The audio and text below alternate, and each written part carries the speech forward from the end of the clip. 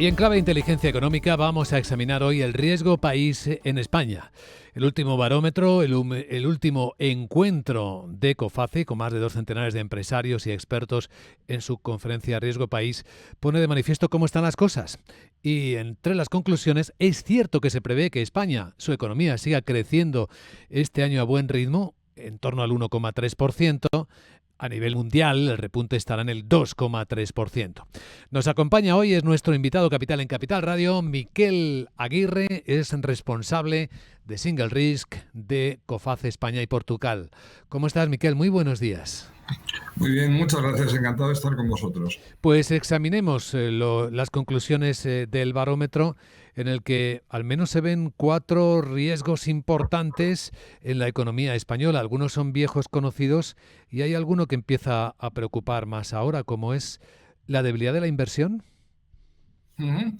Bueno, la inversión en capital ha caído a principios de año un 14%. Entonces, una de las cosas, sabes que llevamos años hablando del cambio del modelo productivo, es una cosa bastante recurrente.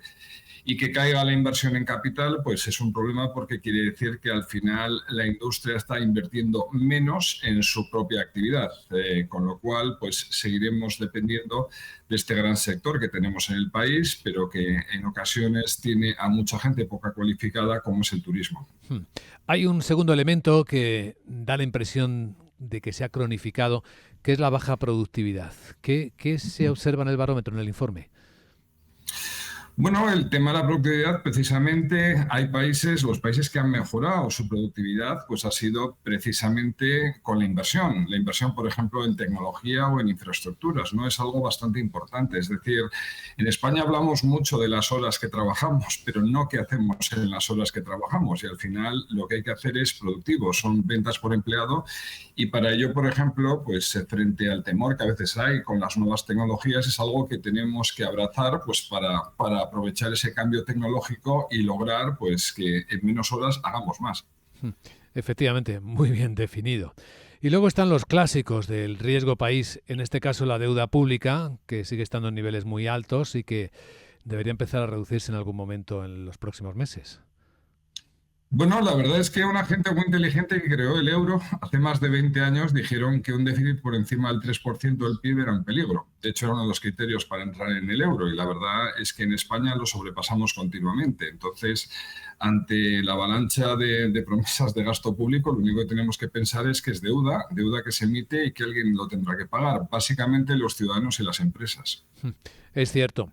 Hay un elemento que también es crónico en la economía española y que tristemente sigue situándole a la cabeza de los rankings europeos y en muchos casos de la OCDE, es el desempleo y el desempleo juvenil en particular. Aunque ayer vimos datos del paro y una pequeña reducción, pero sigue siendo muy, muy grave, ¿no? Sí, la verdad es que la economía española, quiero decir, cuando hablamos de datos macro, es verdad, por lo que se habla últimamente, que la economía española va bien comparada con la Unión Europea, desde luego con los 27 países, pero tenemos el dato de paro global más alto y el dato de juvenil que supera el 20%, ¿no? Una vez más es otro tema muy recurrente, ¿no? Es si lo que la gente estudia es lo que demanda el mercado, ¿no? Al final, si tienes las aptitudes que demanda el mercado, es un tema que llevamos años y no se acaba abordando correctamente, ¿no? La verdad es que la gente capacitada encuentra trabajo rápidamente, pero si no, hay mucha gente joven, le digo, superior al 20% que no encuentra un empleo. Es dramático. Bueno, estos son temas muy específicos, muy singulares del riesgo país de España, pero hay otros que son de contexto y que nos afectan a todos más o menos por igual. Bueno, no sé si igual, pero a todos, como el cambio climático. ¿Se observa hasta qué punto está afectando a la producción, a la demanda, a la inversión, a la propia estabilidad financiera de los países?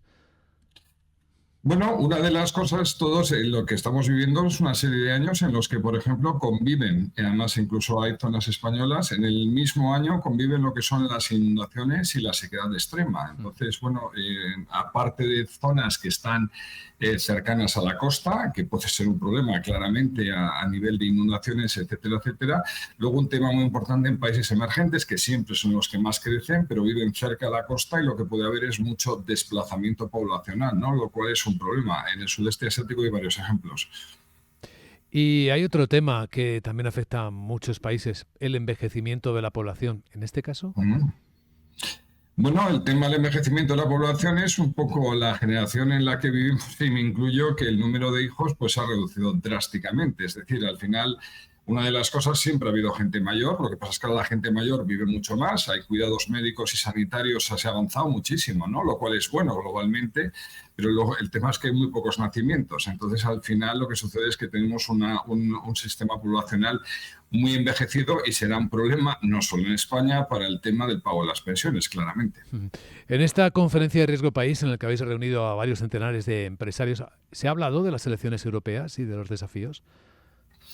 Pues la verdad es que en concreto, y vamos, yo moderé, soy responsable porque moderé 2 mesas, en cuanto a los resultados, no. Lo que parece, lo que sí se trató globalmente, es que parece que hay una movilización, desde luego que hay un mayor interés de lo que ha habido en otras convocatorias electorales, con lo cual esperemos, además yo creo que es bueno globalmente, es que la participación sea más alta. Los ciudadanos europeos solemos ver un poco las elecciones europeas como algo ajeno a nosotros, globalmente hablando, y la verdad que sería importante que veamos que hay temas importantes como el futuro del campo, o decisiones que se van a tomar de inversión, los fondos europeos de Next Generation, que son muy importantes para la economía española.